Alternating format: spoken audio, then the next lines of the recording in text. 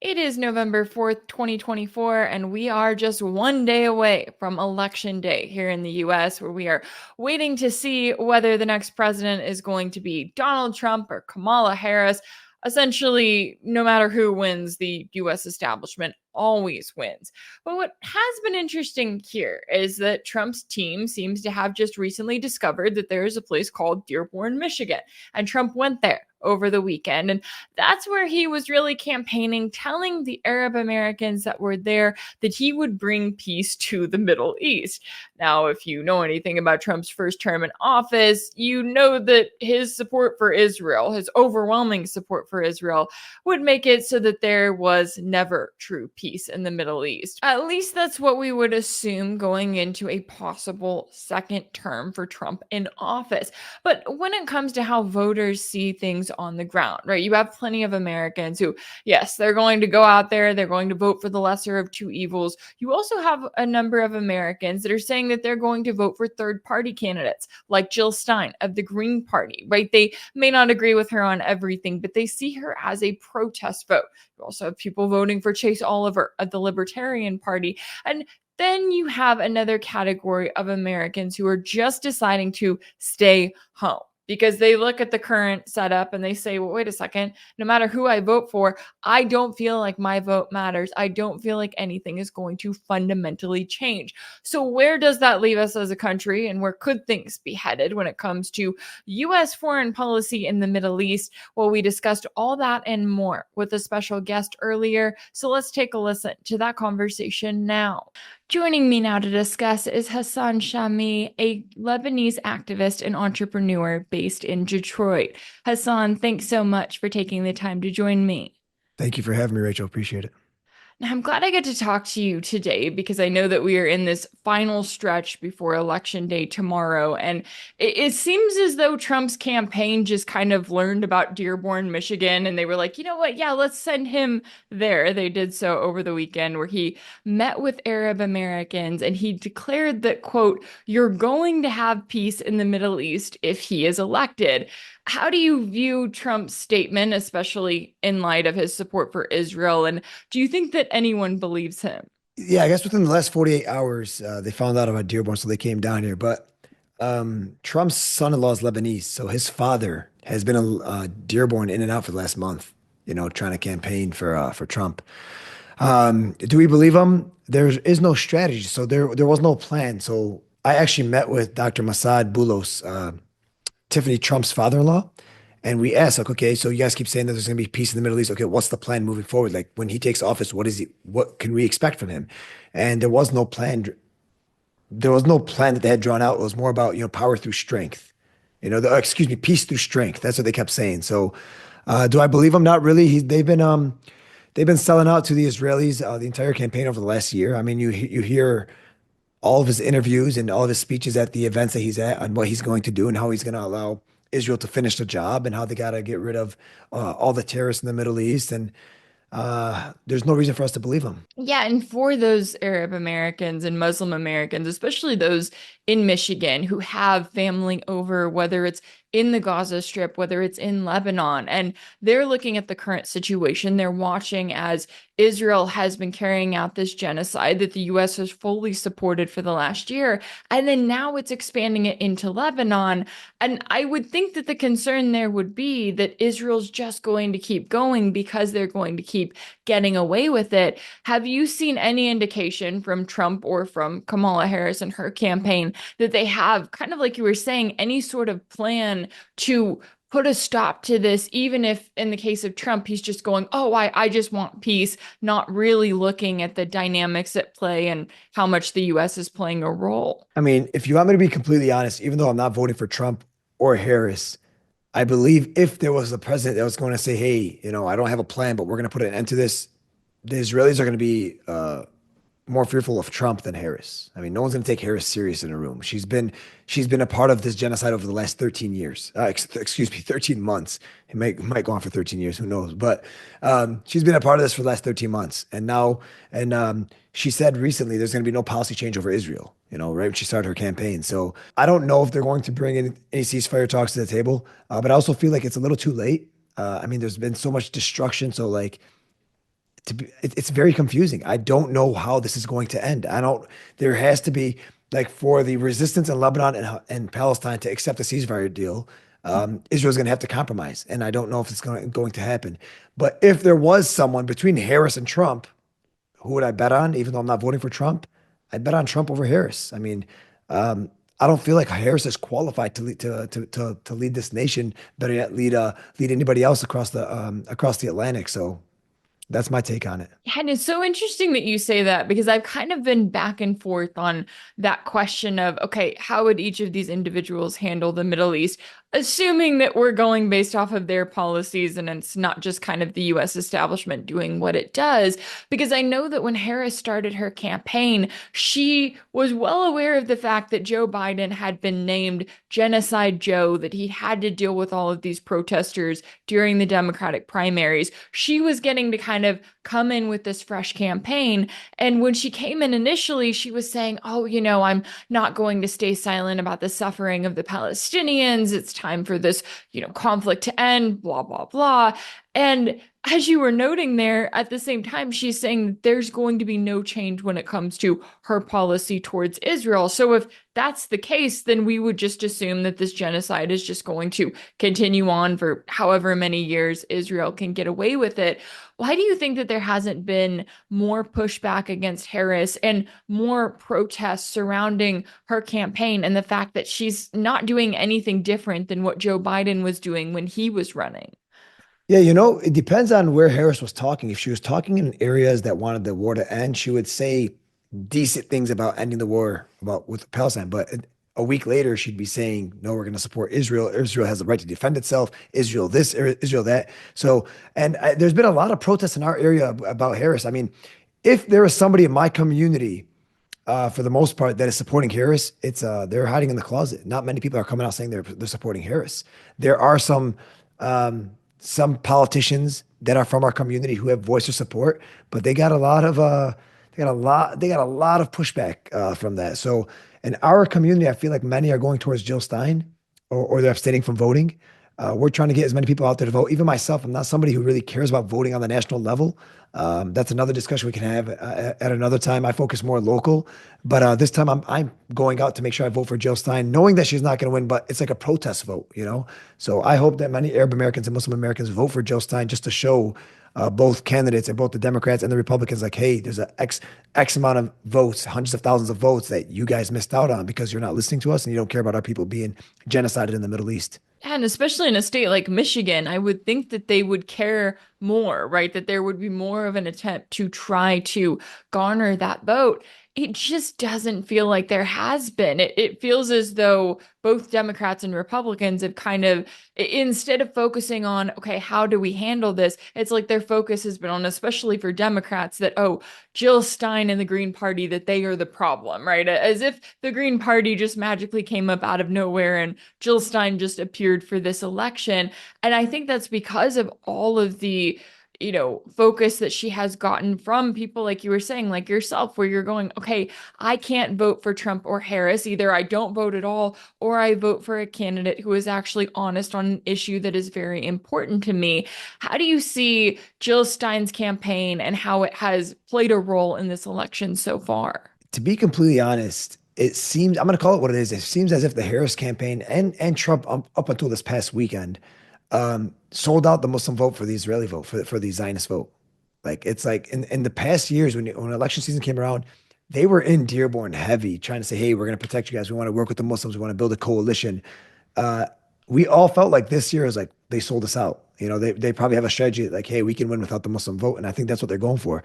As for Jill Stein, look, I'm more conservative. I'm more of a faith-based person. A lot of my worldview is more traditional and conservative. And so I may not agree with Jill Stein's progressive social policies and whatnot, but that doesn't matter to anybody right now. To us, all that matters is Palestine and Lebanon. All that matters is the genocide. And so when a candidate comes out here and calls it for what it is, it's a genocide and I want to put an end to the war, that's who we're voting for. Yeah, and I think that, as you were noting, with it being kind of a version of a protest vote, right? We know that Jill Stein is not going to win this election. But when it comes to that message that is sent to the establishment of, hey, these are Americans who genuinely care about the ongoing genocide. They care about the fact that, Trump and Harris aren't doing anything about it, that they're not, well, for Harris being in office, she's not actively doing anything about it. For Trump on his end, he's making these statements. He's saying that he wants to see peace. And I wonder sometimes when it comes to what he would actually do. I mean, we saw what he did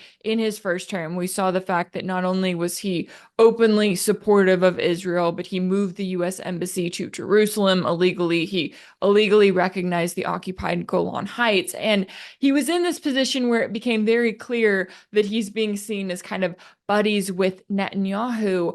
Would you expect any of that to change, even if it's just for the fact that, yeah, it looks bad for the US to be supporting a genocide? So that's the angle that Trump is going to look at. He doesn't care how many tens of thousands or hundreds of thousands of Palestinians die. He cares about the way that the US is viewed around the world and the fact that this is not a good look for us as a country, to say the least. I do think Trump thinks that way. He is all about his ego. He likes his what his career what his career will turn out to be. But besides those symbolic moves of like moving the embassy to Jerusalem and the Golden Heights, during his presidency, you did see a little type of tension between him and Netanyahu, and he even said it seemed like Netanyahu doesn't want peace and Mahmoud Abbas does.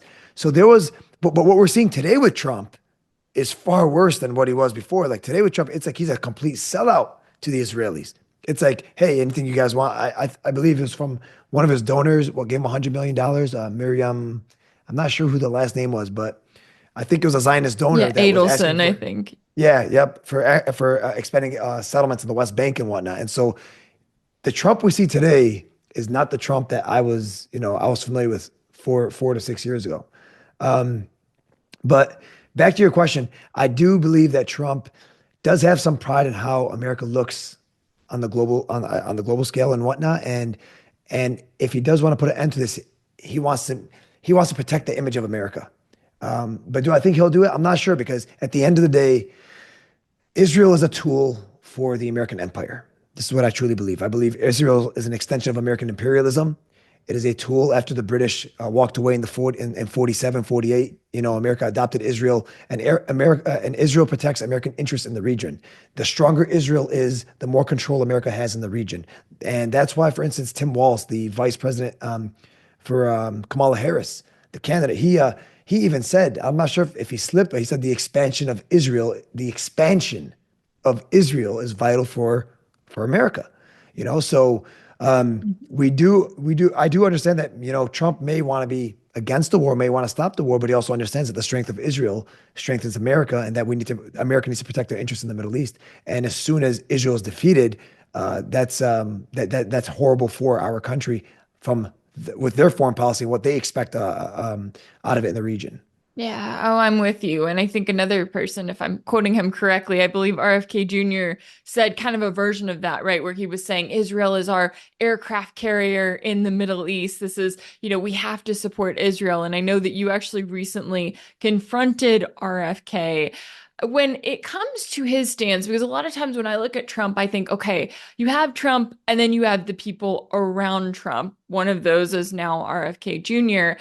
How do you view kind of where someone like him stands, where there was so much hope for him in his presidential campaign until he started talking about Israel in the aftermath of October 7th? And ever since then, he has been and continued to be a complete sellout. RFK surprised us when he came out with like the Israeli flags and complete sellout to the Zionist agenda. It's like, what do they have on you? I mean, we did not. He's anti everything when it comes to the establishment. When it comes to vaccines, when it comes to health and food and drugs, he's like the black sheep in politics. And then he just becomes a full blown Zionist. I was a little shocked with that.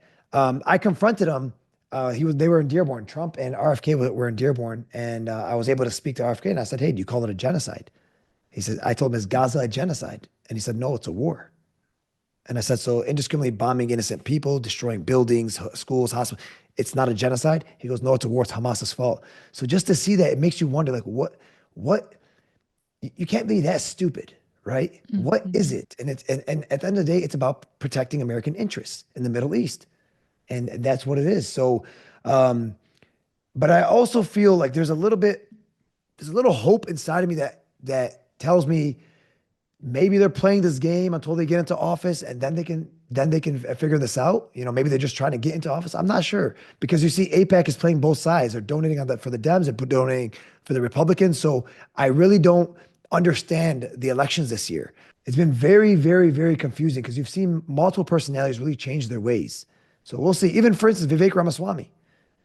The way Mhm. this guy came out full blown Zionist right at the end, that was like we would not expect that from a guy like that, who's anti-establishment, anti this, anti that, talks about big pharma, talks about the progressive ideology in America, and then when it comes down to Palestine issue, they're all on the same team. Just doesn't make any sense. Yeah, and it's so frustrating to me to watch. And I know that, RFK did a version of this. Trump and Harris do this too, where when you bring up the genocide, they go, oh, but October 7th, as if everything was completely fine. Everyone lived in peace. And then, oh, October 7th happened. And then now that has given Israel free reign to commit a genocide, and the US has to support it. Now, bringing it back to how things are locally, because I know there in Michigan, especially, you have had this movement for the last year of people who have called this what it is, right? Said that it's a genocide, called for the US to enact an arms embargo on Israel to stop their support of Israel. And the list goes on and on. How do you view kind of the local movement as it stands right now, where people are? I know we've seen less protest on the streets in recent months, but does that change how people feel internally and what they're No, expressing? people are angry. I mean, I look for the first time. I feel like people finally woke up. Like I've always been one of those that said, "Listen, they don't care about us. I mean, they care about their policies. They care about money. They care about expanding their interests across the Middle East and across the world." And people are finally starting to wake up to that. I mean, to me, the Democrats and the Republicans are two faces of the same coin. I mean, Malcolm X, who to me is my hero, my American hero is Malcolm X. If you go back to the 60s and you listen to the Malcolm X speeches with what he said to the black community about the Democrats and the Republicans, they're both the same stuff. One guy's telling you how it is. One guy on the right, they're openly racist. On the left, they're telling you they love you. They're overpromising, under-delivering, and stabbing you right in the back. But I believe for the first time, our community, which I believe has been hijacked by the left for so long because the right has been so racist since 9/11, are finally starting to realize, hey, we're on our own. We are on our own. Like not both the left and the right do not care about us. Yeah, I think it's been interesting to watch, especially with the Biden administration, because when you have Democrats, right, when they're in control of the White House and they have so much control in Congress, and now they're having to answer for the fact that, oh, well, wait a second, we're not giving you everything that we promised you when it comes to student debt relief and, a number of other campaign promises that Biden made when he was running. Now he's having to kind of explain, okay, this is why these aren't coming to fruition. But then at the same time, I also wonder, okay, do you guys just want another 4 years to complain about Donald Trump? Because if Trump wins, that's what you get for the next 4 years. You get to make everything Trump's fault. You don't have to have any accountability for anything whatsoever. But exactly as you were noting, the result of that is that the American people are not better off, no matter which side of the coin is in power, right? No matter which of these two parties, which have made our country the way that it is for themselves so that they continue on with this duopoly. When it comes to voter turnout, I'm also curious how you see that, because when I look at this election, I know we've had a lot of people early voting, and that people are really getting out there. I wonder, are Americans going to be in a position where, yes, many of them will go, they'll vote for Jill Stein, they'll make that protest vote, but at the same time, how many are also going to sit home because they look at those in Washington who are telling us this is the most important election ever and democracy is on the ballot, and they realize that nothing is going to fundamentally change? How do you view those Americans that are kind of in that place right now of going, well, why vote? Because I don't feel like it's going to change anything. To be honest with you, I don't blame them. I don't blame them. Like they're right now, you're seeing a lot of people who are like, we have to get out and vote. There's like an extreme, like, no, we have to get out and vote. We have to make change. Just like every other election, but it's a little tough because now you got the Harris ones who are saying we cannot let Trump back in. You got the Trump guys and that who even there's a lot of Trump supporters now who were never Trump supporters in the past saying, no, we got to punish the Dems. Then you got this whole block of people are saying we got to go third party to try to break the two-party system. Then you got these other people saying back like, hey guys, nothing's going to change. I'm staying home. It's a very confusing time, but I don't blame anybody for their stances today. Like, I don't, even for those people who want Trump to win, right? Who are never Trump supporters, but they want him to win on the basis of they want to punish the Dems. They want the Dems to be held accountable for what they've done. I don't blame them. I personally won't vote for Trump, but I really can't blame them because the reality is this: either Harris or Trump is going to be in office. Do you want to go on with the same administration now? You want Harris to take over for the next 4 years? We've seen what she could do over the last 4 years. I'm not happy with it. I don't think even if there wasn't a genocide or a war today, I don't believe Harris is even qualified to be a president. She was the laughing stock of politics 3 months ago. All of a sudden, the media painted her as a savior, right? So but I think most importantly, if you look at everything, it's embarrassing. It's embarrassing for our country. Like these are the candidates that we're voting for. The countries all over the world are laughing at us. Even third world countries are looking at us. Like anytime I go on vacation with my family, they start making fun of Trump and Biden and Harris and Sleepy Joe. It's like this is what the American empire is now, huh? It's definitely on the decline. Yeah, and then on top of that, you have the fact that the US has been in this position for the last year where when it comes to Israel, they're like, oh, not much we can do, right? We can tell them to kill less Palestinians. Clearly, they're not listening. Or you have Antony Blinken last month where he's like, I'm going to send Israel a strongly worded letter to tell them to let more humanitarian aid in. While over the last month, you've had Israel carrying out this complete siege on northern Gaza, targeting the hundreds of thousands of Palestinians there in ways that are unimaginable, even for everything that we've been through over the last year. The last thing I wanted to ask you about was when Can it I add to comes. that real quick? Sure. I'm of the complete belief America controls Israel. If America wants a ceasefire happens. If America wants to stop the war is over. Hmm. That's where I stand. America wants to continue the war. Yeah, and it makes me wonder too, for the US to kind of play dumb, to act like they aren't in charge, like it's all Netanyahu. He's the bad guy, right? He's the one making all of the decisions. When I'm with you, I think the US has all of the power and they're choosing not to use it. They, clearly agree with Israel's aims and goals here, and that's what they're pushing for. Why do you think that the US has allowed this kind of situation to be where they're acting like Israel is in control? And do you think that that would continue into the next 4 years? Again, it's about American interest in the region, and I feel like once the war started, there was a lot of Israel. The weakness of Israel was exposed, and even within Israel, within the Israeli society, people are turning against what they are, and some Israelis themselves are calling it an apartheid state, and some are asking for the freedom of Palestinians. And so, with this exposed the weakness of Israel, and for America, and we're at this point right now, I believe, where they need Israel to land this final blow in the Middle East and take over, or America starts losing its interest, starts losing control of the region. So this is the game they're also playing with Iran. In the beginning, they're doing this tit for tat, but Iran is not backing off. They're saying, hey, like there's American bases all over. You do this, we're gonna strike all your American bases. I believe America and Israel know they're on this like it's a win or go home type situation. It's a war of attrition right now, and I believe this is why they're continuing it because it's I think we're too far gone at this point. There's no turning back. Yeah, and I know for many in the region, right, they've got to be watching this going, okay, when is Israel going to stop? And I think they have to realize that for as long as Israel is able to continue killing civilians, continue, terrorizing the region, that is exactly what they are going to do. Certainly a lot at stake here all around, and I really appreciate you taking the time to join me today to break down all of the latest here. Hassan Chami, a Lebanese activist and entrepreneur, thank you so much for your time and insight. Thank you for having me. Appreciate it. If anything in this video resonated with you, be sure to like it, share it with your friends, leave a comment, and as always, don't forget to subscribe. And if you want to keep up with all of my work, make sure that you're subscribed to my page on Substack. That's rachelblevins.substack.com. That's where you can check out new weekly episodes of my exclusive series for paid subscribers called Sanctioned. You can also find Sanctioned over on my page on Patreon. That's patreon.com/rachelblevins. That's where you can participate in regular polls and Q&As and join the community there. As always, thank y'all so much for all of your support, and I'll see you next time.